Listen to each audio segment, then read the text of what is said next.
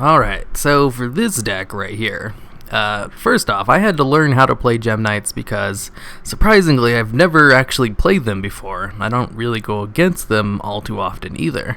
So, that took a long time. Basically what this deck does is it uses the new Brilliant Fusion card, which is kind of like a Future Fusion, but only for Gem Knight fusion monsters, where you can send monsters from your deck to the graveyard to fusion summon one of these guys, but their attack and defense become 0. And you can send a spell card from your hand to the graveyard to make their attack and defense not 0 and normal again, but only for one turn. So it's great for bringing out one of this guy right here, Gem Knight Lady Brilliant Diamond, because she can just tribute herself to bring out a different fusion monster who has its full effect and attack and crap like that. But this deck doesn't really go into her that often.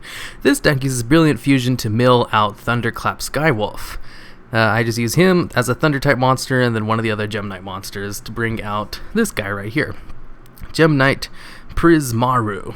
And then, with this guy in the graveyard, I use one of my 6 Call of the Haunted, Oasis of the Dragon Souls or Call of the Haunted, during my opponent's turn to basically Regeki them with Thunderclap's effect, because he destroys all monsters when he's special summoned, on your opponent's side of the field only.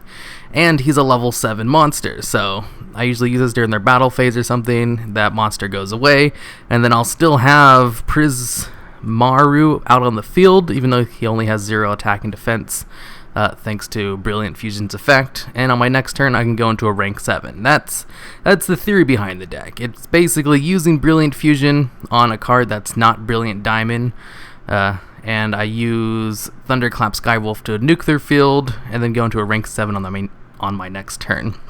So that's what the entire deck tries to do. And I don't think I actually ever do that once, but nuking your opponent's field with a whole bunch of cards, basically if you're able to use his effect during your opponent's turn, that's great. That's really good. It's really hard to come back from getting your field nuked unless you're playing one of the top tier decks. If you're not playing one of the top tier decks, then it's hard to come back from that. If you are, it's not really a problem because most of those decks revolve around getting destroyed. So yeah, it's a decent deck.